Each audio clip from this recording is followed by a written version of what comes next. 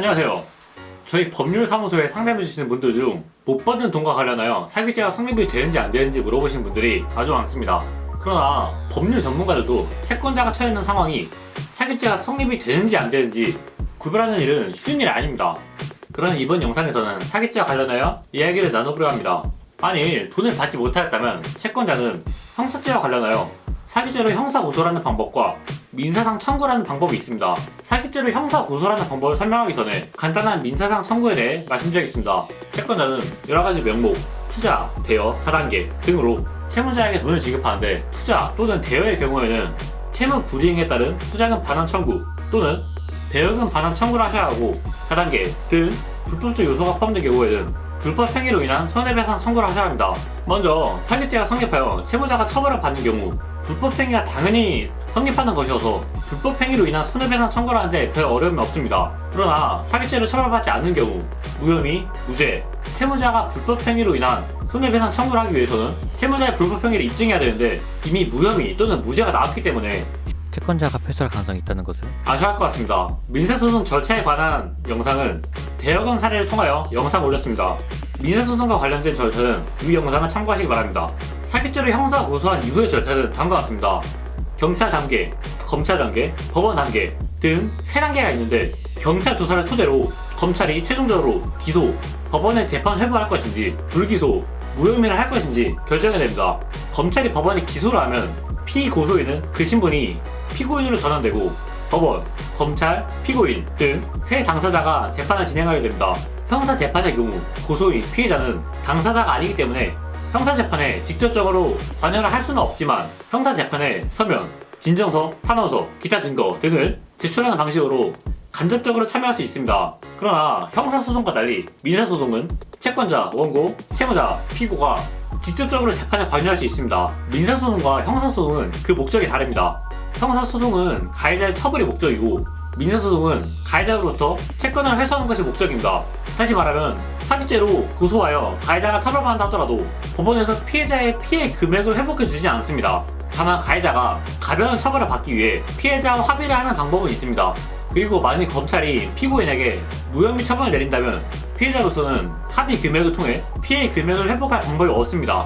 그래서 사기죄 형사고소와 별도로 민사소송, 대여금 청구, 투자금 청구, 불법 행위에 따른 손해배상 청구를 진행하셔야 합니다. 원칙적으로 못 받은 돈을 회수하기 위해서는 민사소송을 진행하셔야 합니다. 다만 민사소송과 병행하여 사기죄로 고소를 하여 채무자가 처벌을 받는 경우에는 채무자가 채권자와 합의 시도를 통해 채권을 일부 회수할 수는 있습니다. 다만 사기죄로 고소를 하여 처벌을 받을 가능성이 높지 않다는 점에서 사기죄로 고소할지 여부는 신중하게 고민해보시기 바랍니다. 결론부터 말씀드리자면 사기죄로 고소를 하면 채무자가 처벌을 받을 수도 있고 안 받을 수도 있습니다. 사기죄로 채무자를 고소하면 합의를 받을 수도 있지만 안 받을 수도 있습니다. 사기죄로 고소를 하면 못 받은 돈을 받을 수도 안 받을 수도 있습니다. 네이버에 사기죄를 검색해보니 사기죄를 다음과 같이 정의하고 있습니다.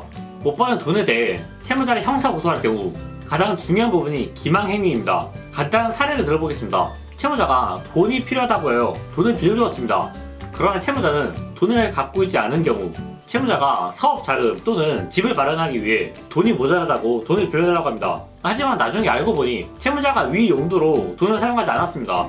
채무자가 자신이 채무가 많다는 사실, 신용불량자 또는 다수의 채권자들에게 채무가 있는 상황을 말하지 않고 채권자에게 돈을 빌린 경우 위 사례에서 사기죄가 성립이 될 수 있는 것은 2번과 3번입니다. 위 영상을 끝까지 보신다면 1번이 왜 사기죄가 성립이 되지 않는가에 대해 알 수 있을 것이라 생각됩니다. 만약 끝까지 봤는데도 이해가 되지 않는다면 댓글을 통해 문의를 해주기 바랍니다. 채무자가 약속을 어기고 돈을 갚지 않는 경우라도 사기죄의 성립 요건이 하나라도 성립이 되지 않는다면 이는 단순한 채무 불이행, 즉 민사상 문제일 뿐 사기죄로 성립이 되지 않는다.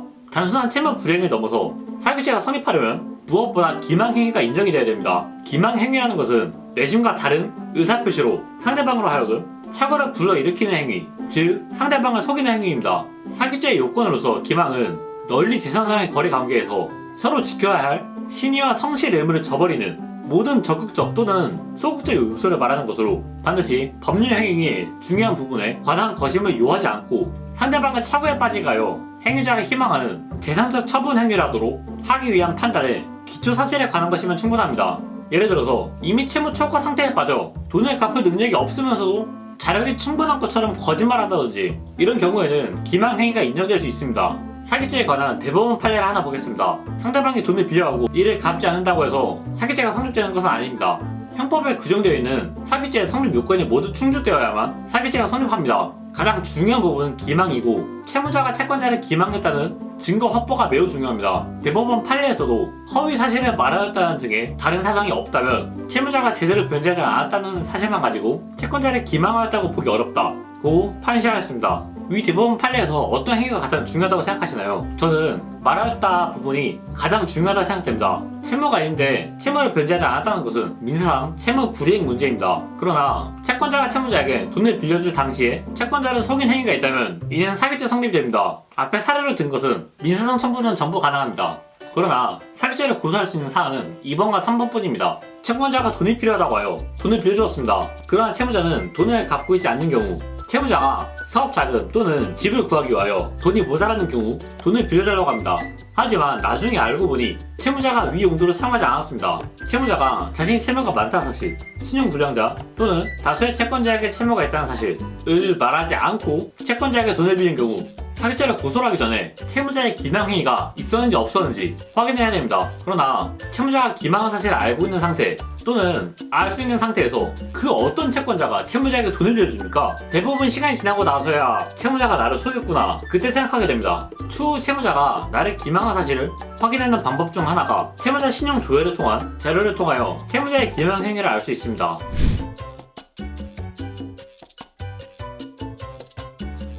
사기죄는 반의사 불벌죄도 아니고 친구죄도 아니기 때문에 사기죄 합의를 한다고 해서 고소사건 자체가 없어지는 것은 아닙니다. 사기죄와 같은 재산범죄에서 양형 사유에서 가장 크게 고려하는 부분은 피해자의 피해 변제 및 합의입니다. 사기죄에 대하여 채권자와 합의를 하면 채권자는 피해 금액을 변제받거나 또는 변제받을 수 있는 여건을 마련함으로써 채권자는 채무자와 합의서 및 타원서를 제출할 수 있습니다. 검찰 또는 법원은 채무자의 이러한 행동은 채권자에게 재산상 피해에 대한 보상을 해주고 반성의 태도를 보이겠다는 점에서 감형 사유가 될 수 있습니다. 안되면 말고 식의 무분별한 고소는 시간만 낭비시킬 뿐 아니라 무죄가 나오는 경우 고소인이 무고죄로 처벌받을 수도 있습니다. 따라서 사기 고소를 할 때에는 사기죄 요건이 충족되었는지 충분한 검토를 받으시는 게 좋고 전문가로부터 사기죄가 성립하지 않는다는 의견을 받으신 경우에는 사기죄를 고소하는 것을 다시 한번 생각해 보시기 바랍니다.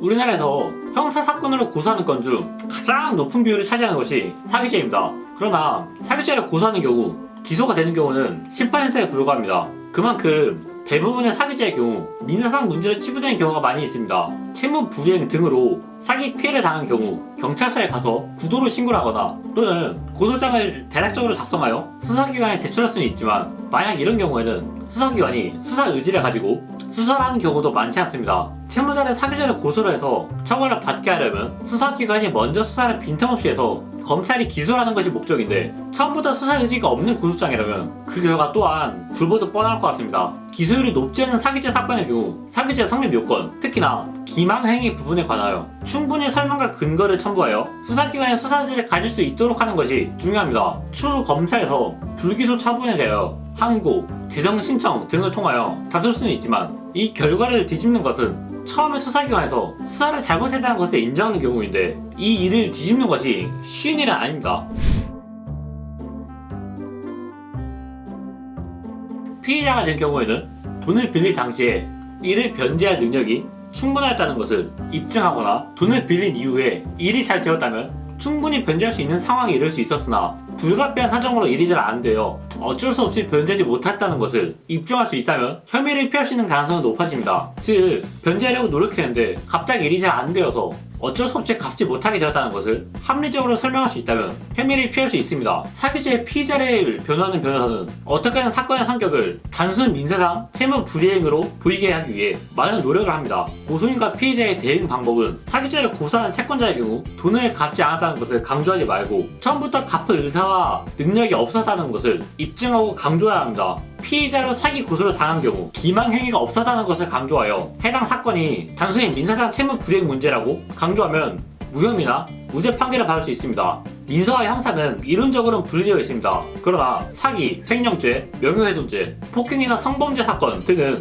반드시 피해자가 발생함으로 합의에 이르지 못하고 유죄 판결을 받는 경우 민사소송까지도 제기될 가능성이 있습니다. 본인이 사기 피해를 입었다면 경찰 고소와 동시에 민사소송까지 고려하고 최종적으로 금전적 피해까지 회복받는 것이 좋겠습니다. 사기죄 성립 요건의 가장 중요한 부분 기망행위와 관련하여 말씀드렸습니다. 영상을 보시고 궁금하신 점 또는 사기죄로 성립이 될지 사기죄로 처벌을 받을 수 있는지 등에 관한 문의가 있다면 댓글 등을 통하여 문의해 주기 바랍니다. 끝까지 시청해주신 분들 진심으로 감사드립니다. 감사합니다.